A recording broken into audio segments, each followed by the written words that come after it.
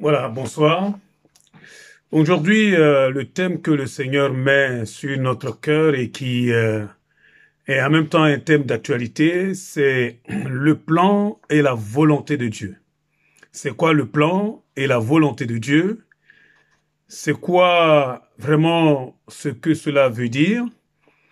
Qu'est-ce que Dieu attend de chacun de ses enfants, par exemple?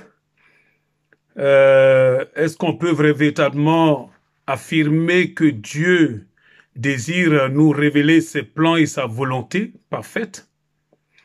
On verra aussi que Dieu est un Dieu exigeant et voilà, exigeant pour ses enfants. Et puis, on verra véritablement ce qu'il faut faire pour ne pas s'écarter du plan divin, du plan de Dieu. Quand nous lisons dans le livre de Job, au chapitre 38, au chapitre 39, on voit Job, d'ailleurs c'est un livre qui vraiment mérite que nous puissions nous y attarder un tout petit peu, parce que c'est le livre de toutes les incompréhensions. Un homme qui est intègre, qui crée Dieu, qui marche vraiment dans la consécration. Comment une telle personne peut-elle être frappée? Frappée au point même de perdre tous ses enfants, de perdre ses biens, de perdre sa santé, et même, on peut dire aussi, de perdre son épouse. Il ne comprend pas ses amis, soi-disant, qui viennent pour essayer de lui remonter un peu le moral. Ben, ils ne font qu'ajouter encore que peine sur peine, parce que eux non plus, ils ne comprennent pas comment quelqu'un qui est juste peut connaître la souffrance, peut connaître des épreuves aussi terribles. Pour eux, c'est forcément une conséquence d'un péché inavoué. Et quand on lit au chapitre 38, au chapitre 39, on voit que là, c'est Dieu lui-même qui répond justement à Job. Et la Bible nous dit que l'Éternel répondit à Job du milieu de la tempête. Je lis simplement quelques versets. Il dit, qui est celui qui obscurcit mes desseins par des discours sans intelligence? Saint terrain comme un vaillant homme, je t'interrogerai et tu m'instruiras. Et là, Dieu va passer en revue vraiment toute sa création. Par exemple, au verset 4, il dit, « Où étais-tu quand je fondais la terre? Dis-le si tu as de l'intelligence. Qui en a fixé les dimensions, le sais-tu? Ou qui a étendu sur elle le cordeau? » Et ainsi de suite. Donc Dieu va parler justement de sa souveraineté dans la création, de sa sagesse qui nous dépasse, de comment il est capable de créer l'infiniment grand, mais en même temps l'infiniment petit, et surtout comment il arrive à faire bouger tout cela dans une synchronisation qui est parfaite et qui est divine. Et à la fin, on sait très bien que Job va tomber sur sa face et il va dire comme ça au chapitre 42, verset 5, « Mon oreille avait entendu parler de toi, mais maintenant mon œil te voit. » Il faut avouer que ce que Dieu fait, franchement, ce n'est pas toujours facile à comprendre. Ce n'est pas toujours facile à percer le plan et la volonté parfaite de Dieu. Et pourtant, la Bible est claire dans les Proverbes 16, verset 14. Il est dit que l'Éternel a tout fait pour un but, même le méchant, pour le jour du malheur. On voit que Dieu est organisé. On voit que Dieu est un architecte. Il a un plan pour l'humanité. Il a tout prévu. Il a tout prévu pour tout ce qui nous entoure, pour le cosmos, l'univers, mais il a aussi tout prévu pour notre vie, pour chaque humain. On ne naît pas par hasard. Dieu a tout prévu. Il a prévu le jour de la naissance physique. Il a prévu aussi la naissance spirituelle, la conversion. Il a prévu la durée de notre vie. Il a prévu même notre éternité.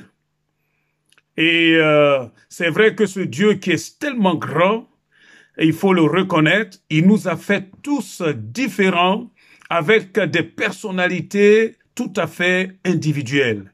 Chacun a une personnalité unique. Chacun est unique. Et pourtant, c'est le même Dieu. On peut avoir plusieurs origines, on peut avoir plusieurs couleurs de peau, on peut avoir plusieurs différentes instructions, mais tout est-il que c'est le même Dieu qui fait toutes ces choses. Et comme nous l'avons lu, il fait tout pour un but. Dieu ne fait rien pour rien. Rien n'arrive sans que Dieu ne le permette. Voilà, nous sommes en train de parler du plan et de la volonté parfaite de Dieu.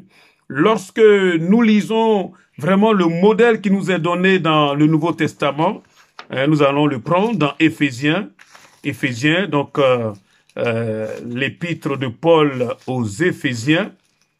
Nous allons lire un passage que nous avons l'habitude de lire, Éphésiens 4, et nous lirons à partir du verset 11. Et il a donné les uns comme apôtres, les autres comme prophètes, les autres comme évangélistes, les autres comme pasteurs et docteurs, pour le perfectionnement des saints en vue de l'œuvre du ministère, et de l'édification du corps de Christ, jusqu'à ce que nous soyons tous parvenus à l'unité de la foi et de la connaissance du Fils de Dieu, à l'état d'homme fait, à la mesure de la stature parfaite de Christ. Verset 14, afin que nous ne soyons plus des enfants, flottants et emportés à tout vent de doctrine par la tromperie des hommes, par leur ruse dans les moyens de séduction, mais que professant la vérité dans la charité, nous croissions à tous égards en celui qui est le chef, Christ. C'est de lui et grâce à tous les liens de son assistance que tout le corps, bien coordonné et formant un solide assemblage, tire son accroissement selon la force qui convient à chacune de ses parties et s'édifie lui-même dans la charité. Amen. On voit là le modèle. Le modèle, c'est que nous puissions passer du stade d'enfant, d'accord, et que nous puissions arriver à la stature, à la mesure de la stature parfaite de Christ, à la maturité de l'adulte, que nous soyons des hommes et des femmes adultes. Ça, c'est le plan de Dieu. Et oui, chacun d'entre nous, l'avons vu, à sa place. Chacun a été créé pour occuper une place dans le plan de Dieu. Personne n'est né, n'a été créé, n'a été conçu pour rien. Non, non, non, ça n'existe pas. Nous l'avons vu, même le méchant pour le jour du jugement, pour le jour du malheur. Chacun donc a une place. Nous avons vu que nous sommes aussi des pierres du temple spirituel de Dieu dans lequel réside l'Esprit Saint. Chacun pour sa part. Nous avons notre place. Nous sommes un corps. Nous avons vu un bien coordonné. Chacun a sa place. Chacun est important. Et chacun, justement, a un rôle à jouer dans tout ce corps. Nous sommes des pierres. Dans Éphésiens 2, verset 20, il nous a dit, vous avez été édifiés sur le fondement des apôtres et des prophètes, Jésus-Christ lui-même étant la pierre angulaire. C'est en lui que tout édifice bien coordonné s'élève pour être un temple saint dans le Seigneur.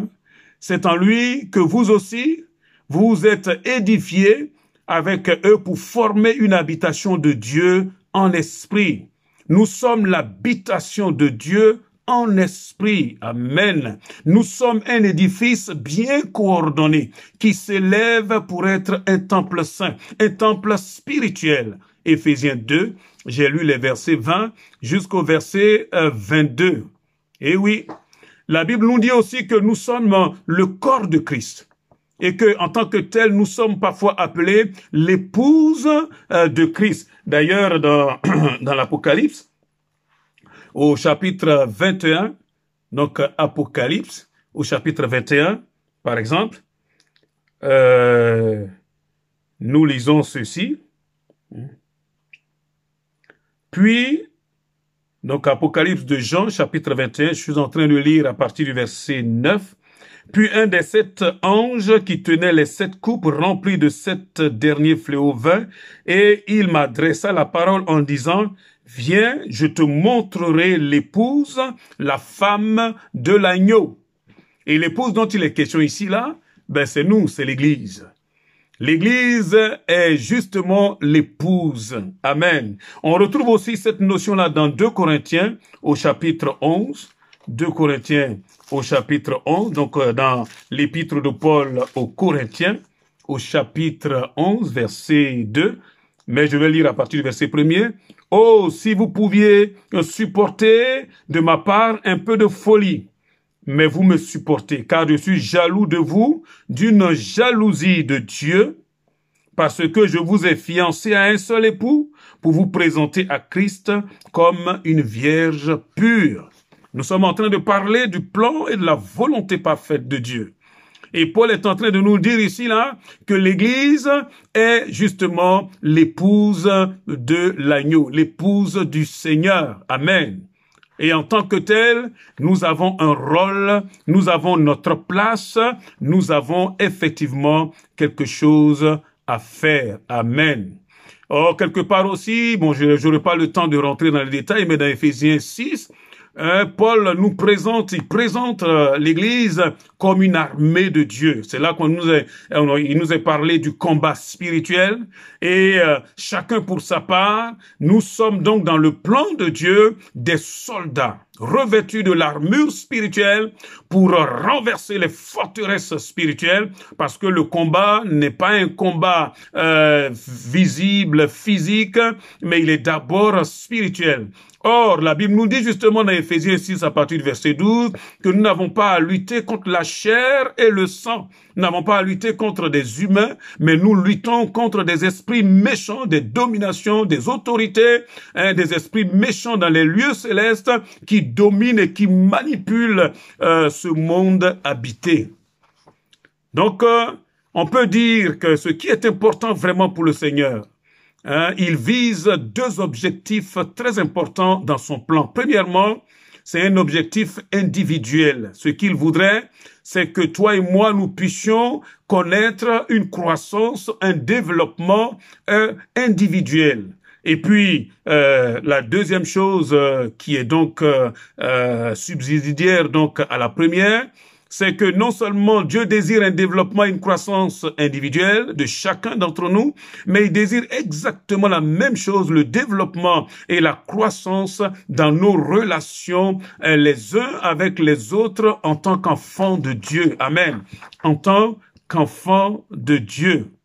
La première question qu'on peut se poser quand même lorsque nous abordons ce point très important de connaître le plan et la volonté de Dieu, c'est finalement, qu'est-ce que Dieu attend de ses enfants?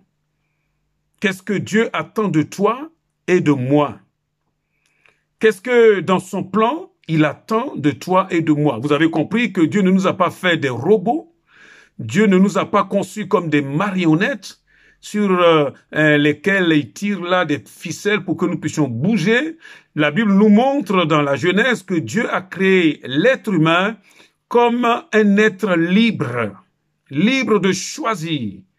Mais chaque fois, je le dis, quand nous avons la liberté de choix, ben nous devenons devant Dieu responsables des choix que nous posons. En tout cas, Dieu a fait de nous justement des hommes libres. C'est librement que nous avons choisi d'obéir à sa parole lorsque nous avons entendu l'évangile pour la première fois. C'est délibérément que nous avons choisi, donc finalement, d'obéir à Dieu et d'accepter l'offre de sa vie de telle sorte que à tous ceux qui l'ont reçu, à tous ceux qui ont cru en son nom, la parole de Dieu nous a donné le pouvoir de devenir enfants de Dieu. Le pouvoir, le miracle, si vous voulez, pour devenir enfant de Dieu, parce qu'on ne peut pas le devenir soi-même. Mais vous comprenez que dans ce que je viens de dire là, c'est nous qui avons obéi. C'est nous qui avons choisi d'obéir à Dieu afin de pouvoir aujourd'hui être enfants de Dieu. En gros, qu'est-ce que Dieu attend de nous? La première chose et la dernière chose vraiment importante, mais ça j'en ai souvent parlé, c'est notre obéissance. Dieu veut notre obéissance. Dieu veut que nous puissions lui obéir. Dieu veut que nous puissions marcher vraiment selon ses principes à lui. Dieu veut que nous puissions lui obéir. Bien-aimés, lorsque nous lisons les promesses dans la parole de Dieu, souvent nous prenons que les promesses toutes seules, mais nous oublions que c'est toujours conditionné. Conditionné à quoi? À notre obéissance.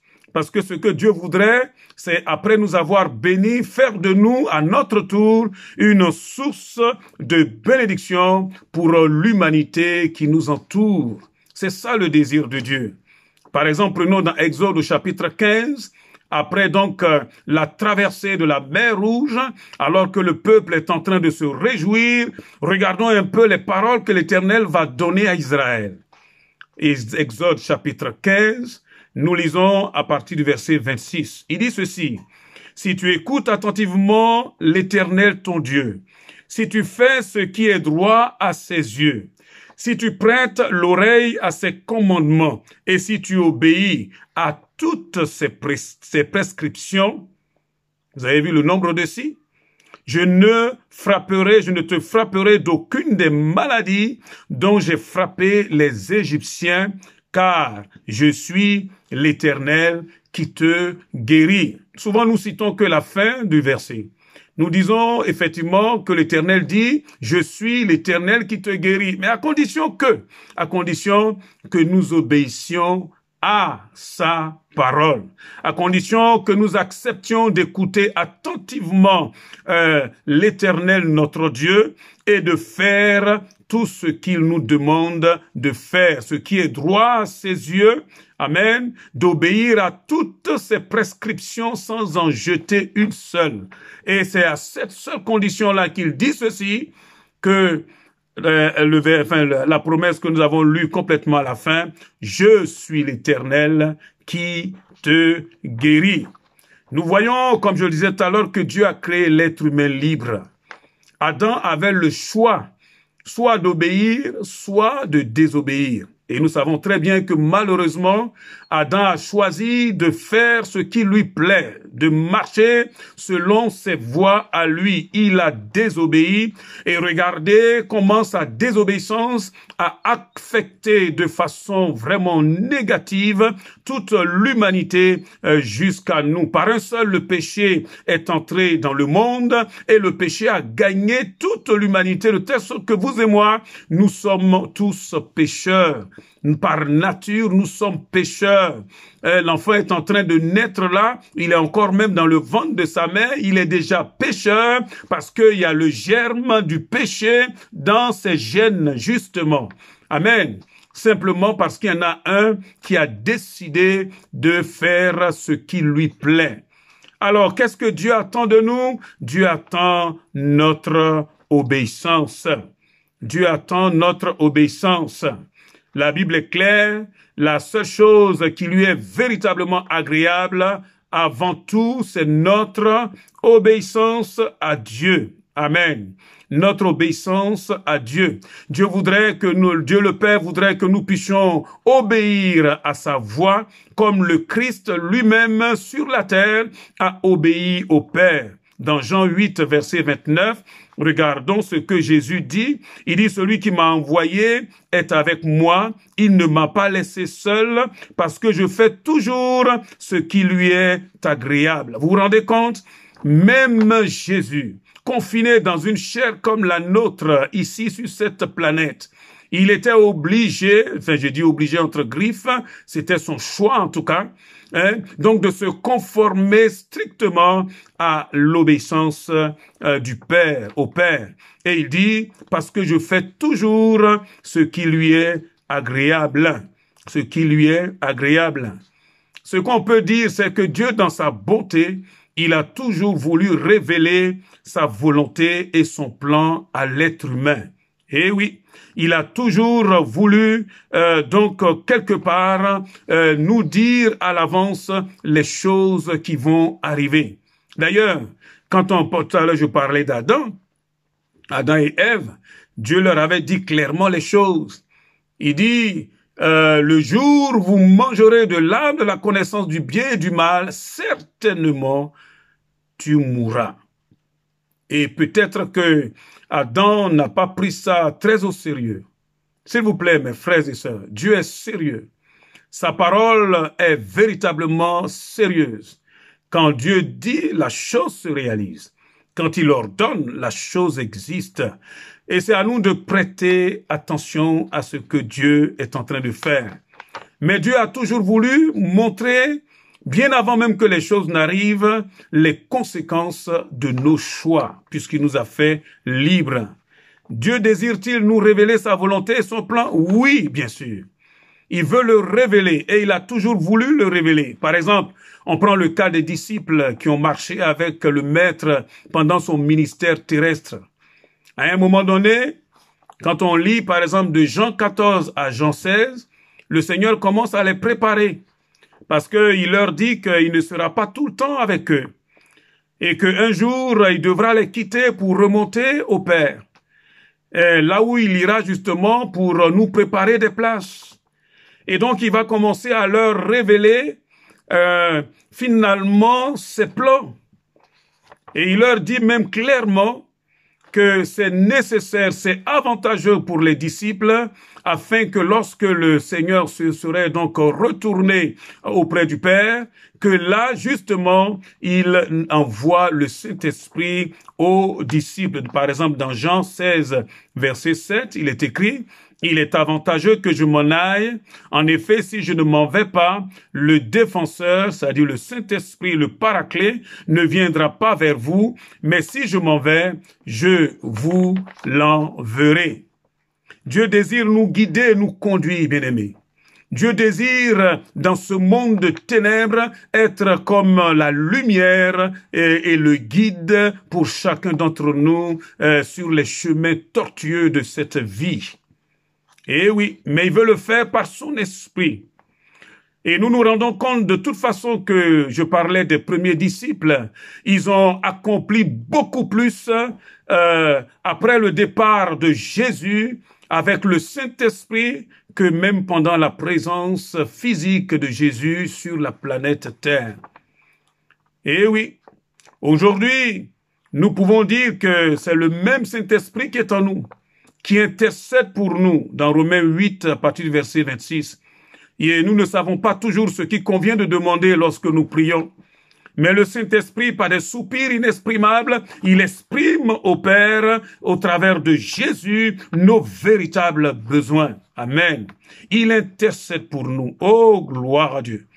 Et c'est lui qui répand dans son Église les dons de l'Esprit, qu'on peut lire dans 1 Corinthiens 12 jusqu'à 1 Corinthiens 14.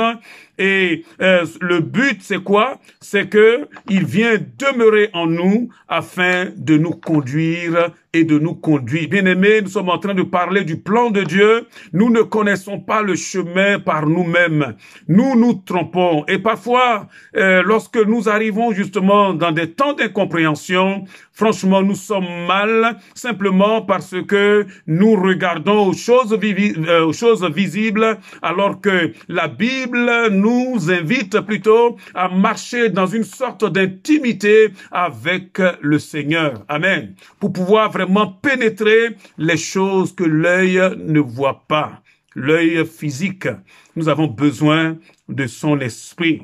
Je voudrais vous dire que Dieu est un Dieu exigeant. Marcher avec Dieu pour entrer dans son plan, pour vraiment évoluer de la manière que lui souhaite. S'il vous plaît, mes frères et sœurs, Dieu est exigeant. La première chose qu'il nous demande, c'est qu'il nous demande une transformation. On ne peut pas y arriver par nous-mêmes. Je dis transformation, mais la Bible nous dit dans Romains 12, il emploie plutôt dans l'original le mot transfiguration. Voici ce que Paul dit dans Romains 12 à partir du verset 1er. « Je vous exhorte donc, frères, par les compassions de Dieu, à offrir vos corps comme un sacrifice vivant, saint, agréable à Dieu, ce qui sera de votre part un culte raisonnable.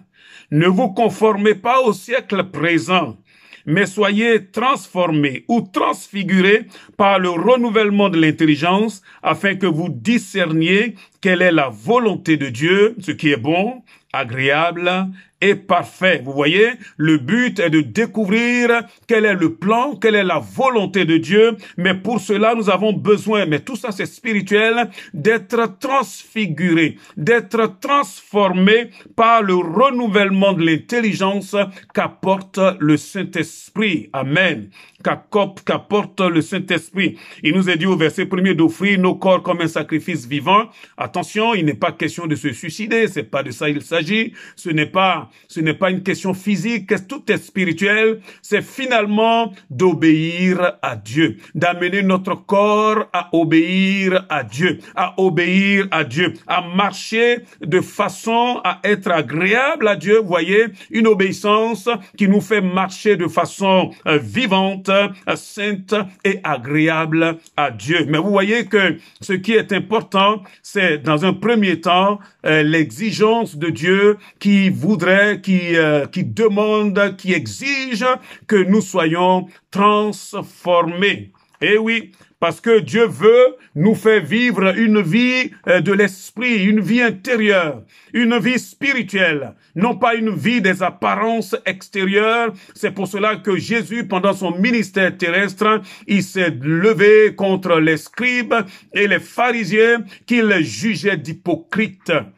Par exemple, dans Matthieu 23, verset 25, Jésus disait « Malheur à vous, scribes et pharisiens hypocrites, parce que vous nettoyez le dehors de la coupe et du plat, et qu'au-dedans, ils sont pleins de rapines et de tempérance. » Dieu a horreur de ce qui est de l'extérieur et qui n'a aucune valeur par rapport à une vie intérieure, une vie profonde, une vie de l'esprit. Dieu est spirituel. Dieu est esprit. Et il faut que les vrais adorateurs, les vrais enfants de Dieu, ils puissent aussi l'adorer en esprit et en vérité. Dieu est exigeant, s'il vous plaît, mes frères et sœurs. Il dit que ces scribes et ces pharisiens étaient jugés d'hypocrites. Hypocrite, c'est un acteur. C'est quelqu'un qui joue à un rôle. C'est quelqu'un qui porte un masque.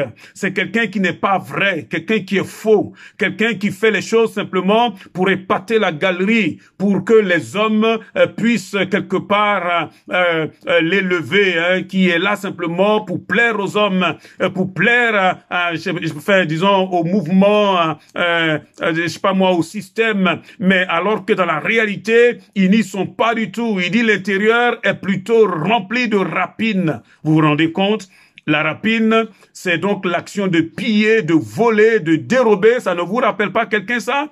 Et c'est dans Jean 10:10. Ça, c'est exactement les traits même du diable. Il vient justement pour égorger, pour voler, pour tuer. Et la Bible nous dit que le simple fait de vivre une vie en apparence, nous ne pouvons jamais comprendre quelle est la volonté de Dieu. Et en fait, à l'intérieur, rien n'a changé. Et donc, ces personnes-là sont encore pleines de rapine et d'intempérance. D'intempérance, c'est-à-dire de maîtrise de soi. Bien-aimé, la maîtrise de soi vient finalement de l'esprit, la vie de l'esprit que le Saint-Esprit nous communique.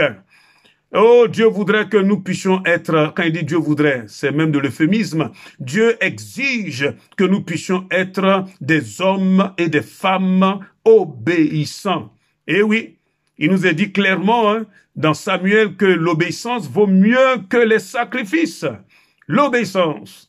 L'obéissance. Je me rappelle, ça a été l'un des premiers messages que j'ai prêché quand je suis arrivé à Goussainville.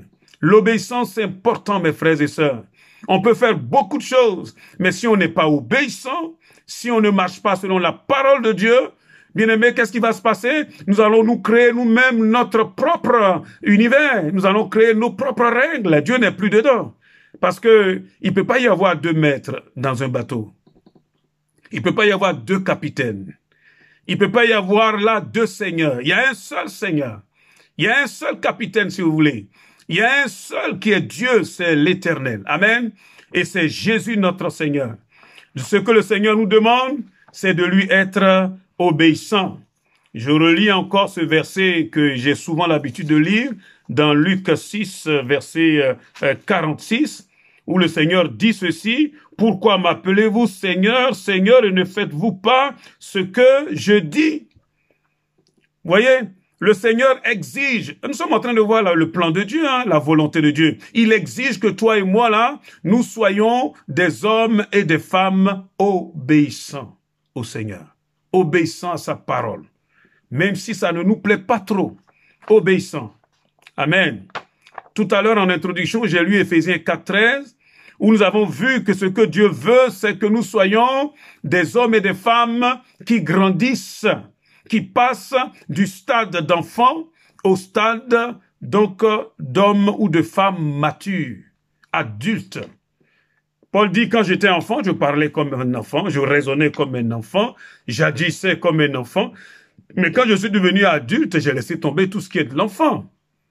Ce que Dieu désire, c'est au travers des événements tragiques de la vie, que nous puissions apprendre à le connaître lui, et que nous puissions laisser tomber les enfantillages d'hier, que nous puissions grandir, que nous puissions devenir vraiment des enfants de Dieu solides, qui laissent tomber le lait pour pouvoir manger et se nourrir de la nourriture solide. Parce que la vie n'est pas facile. Et à un moment donné, il va falloir quand même aborder des réalités qui sont vraiment terribles pour les enfants, mais que seuls les adultes pourront supporter. Nous devons passer du stade de l'enfance à l'état d'adulte. Et oui, ce que je voudrais vous dire, en parlant des exigences de Dieu, Dieu sait très bien que nous ne pouvons pas y arriver par nous-mêmes. Dieu sait très bien, il connaît nos faiblesses. C'est pour cela qu'il vient à notre secours. Et il ne nous abandonnera pas. Je vais vous lire dans Éphésiens au chapitre 3. Éphésiens au chapitre 3, à partir du verset 20. Or, à celui qui peut faire, par la puissance qui agit en nous, infiniment au-delà de tout ce que nous demandons ou pensons, à lui soit la gloire dans l'Église et en Jésus-Christ dans toutes les générations, au siècle des siècles. Amen. Alléluia.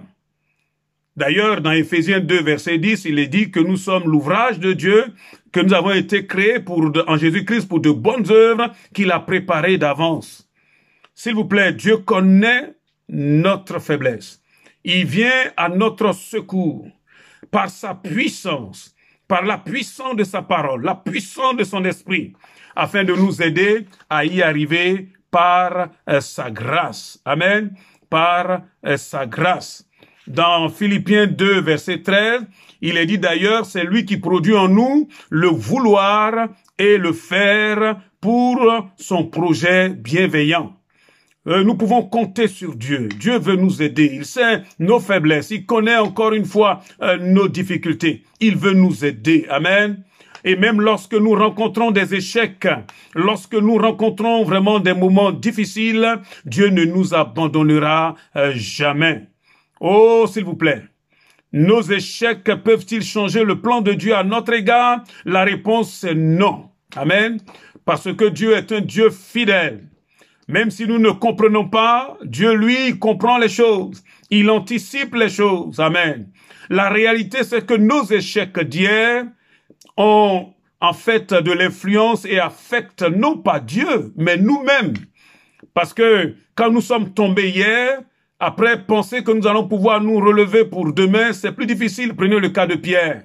Pierre qui disait comme ça dans son orgueil, même si tous ceux qui sont là t'abandonnent, en parlant à ses collègues disciples.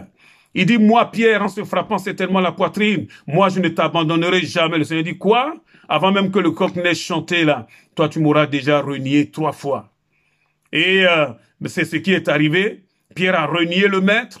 Mais bien après, nous voyons à la fin de l'évangile de Jean, le maître qui vient vers lui et qui lui pose simplement une question disant, Pierre, m'aimes-tu? Et on voit comment Pierre est dans une confusion. Donc son échec d'hier, à un moment donné, il dit, mais Seigneur, tu sais toutes choses, hein? Tu sais toutes choses. Oui, parce que là, il a compris qu'il ne peut plus compter sur lui-même. Est-ce que nos échecs d'hier empêchent Dieu de nous faire confiance et de continuer son plan à notre égard? Je vous dis, c'est non. Il va même dire à Pierre, paie mes agneaux. Amen. Paie mes agneaux.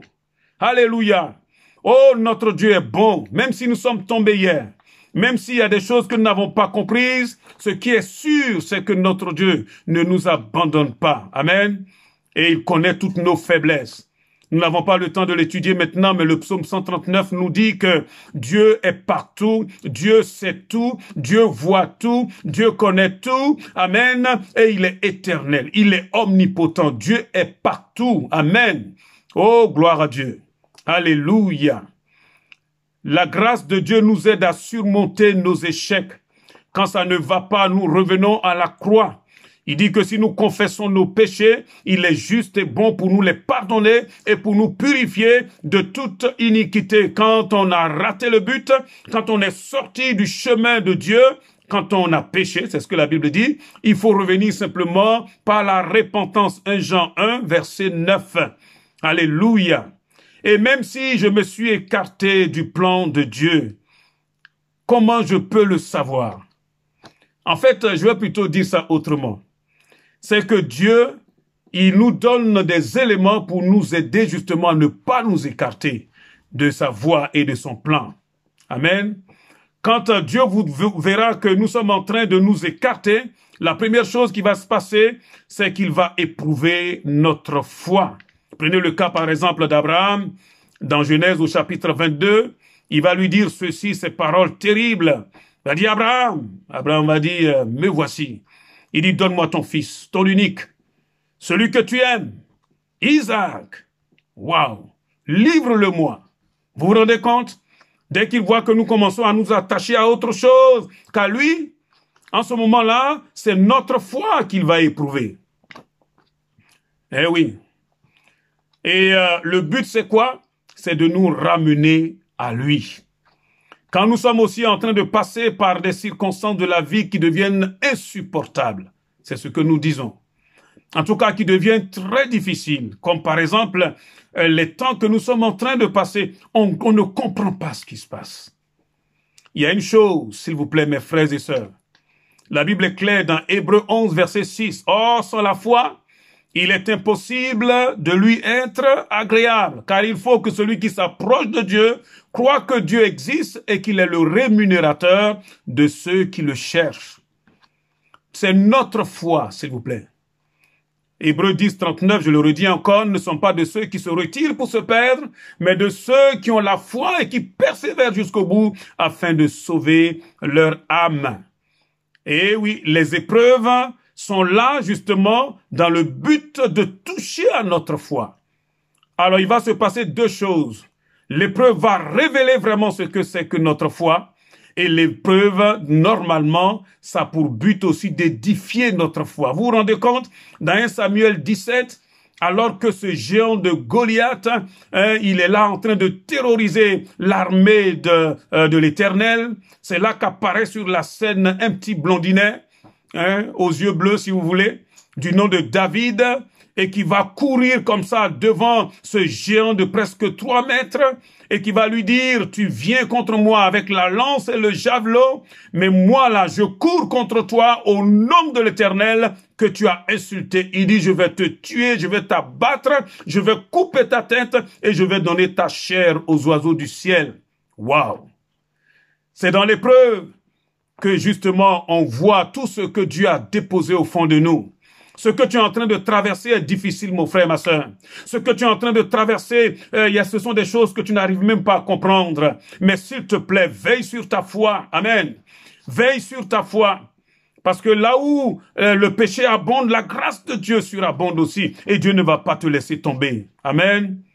Mais en même temps, l'épreuve nous soumet à la discipline. Eh oui. Parce que tu es obligé d'être discipliné. Tu es obligé d'écouter Dieu. Comme David en train de courir là, il est obligé vraiment d'être connecté à Dieu.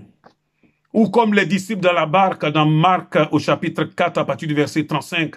Jésus est dans la barque et voici donc là une tempête qui s'élève, les vagues qui montent, je ne sais plus à combien de mètres, et ils pensent qu'ils vont mourir alors que Jésus est dans la barque. Je vais te dire quelque chose, c'est ce que toi et moi nous sommes en train de vivre par les temps que nous traversons. On a comme l'impression qu'on va y laisser la peau, on va y laisser la vie. Ce que nous oublions, c'est que mourir, c'est un gain pour nous. Eh oui, Dieu seul sait des choses que nous ne savons pas. Je suis pas en train de minimiser la souffrance des familles. Excusez-moi, c'est pas de ça que je parle. Ce que je veux dire simplement, c'est ceci. C'est que nous ne voyons pas tout. Nous ne voyons que du côté-ci et encore de cette vie-là, ce que Dieu voudrait que nous puissions voir. Mais c'est sûr que si Dieu voit que nous sommes en train de nous écarter pour nous ramener à lui, vous savez ce qu'il va faire? Il va éprouver notre foi. Ce qui est en train de se passer dans le monde entier, en Europe et ici à Goussainville, j'aimerais vous dire, c'est l'épreuve de notre foi. Tiens bon, mon frère. Tiens bon, ma sœur, parce que tu es éprouvé, parce que tu appartiens au Seigneur. Regardons par exemple ce que Jésus dit dans Jean 16. C'est le dernier verset de Jean 16, verset 33. Le Seigneur est clair. Je vous ai dit ces choses afin que vous ayez la paix en vous. Vous aurez des tribulations dans le monde, mais prenez courage. J'ai vaincu le monde. Si tu as des tribulations, si tu es éprouvé, c'est simplement parce que toi, tu es enfant de Dieu. Amen. Ceux qui ne sont pas enfants de Dieu n'ont aucune épreuve. Pour eux, tout baigne. Et ils ne savent pas que là, ils sont en train d'avancer là, dans les temps ardents de feu et de soufre. Si toi et moi, nous sommes éprouvés, c'est parce qu'il y a de l'or, il y a des pierres précieuses, il y a des valeurs divines qui sont déposées dans ta vie et dans la mienne. Amen. Et puis, l'épreuve nous amène à discerner, donc à séparer ce qui est vil de ce monde pour pouvoir prendre ce qui est précieux. Amen. Parce que nous sommes non pas des vases vils, mais nous sommes des vases d'or, des vases précieuses, des vases d'un usage noble. Amen. Et mon Dieu, il est vraiment ça qui est notre foi. Il suffit pas simplement de se dire qu'on est des chrétiens. Il suffit de vivre la vie avec Dieu. Je voudrais vraiment, dans le nom de Jésus, pendant ces temps terribles, nous montrer que Dieu est au contrôle et que c'est vraiment l'histoire de l'humanité là qui est en train de courir à son terme certainement. S'il vous plaît, restons connectés à Dieu. Restons dans la parole du Seigneur. Alléluia. Fortifions-nous dans la foi au Seigneur Jésus. Amen. Persévérons dans la carrière, les yeux sur le Maître qui revient bientôt pour chercher son Église. Nous allons prier, s'il vous plaît. Père, c'est dans le nom de Jésus que nous voulons te bénir, Seigneur. Mon Dieu, pour ta grâce et ta miséricorde, pour ton soutien, pour ta force, Seigneur, pour, mon Dieu, ta souveraineté, toi qui nous environnes, et toi qui bénis, mon Dieu, et qui dirige ton Église, au nom de Jésus-Christ, sois béni encore, Seigneur. Merci, parce que tu poses ta main sur mon frère, sur ma sœur, Seigneur, mon Dieu, sur ton Église, afin que nous puissions traverser, mon Dieu, Seigneur, ces moments, et qu'au bout, Seigneur, nous puissions dire, l'Éternel était avec nous. Alléluia. Merci parce que tu ouvres les yeux de nos cœurs afin que nous puissions discerner ce qui est bon, agréable et parfait pour la gloire de ton nom. Amen. Dieu vous bénisse. Amen.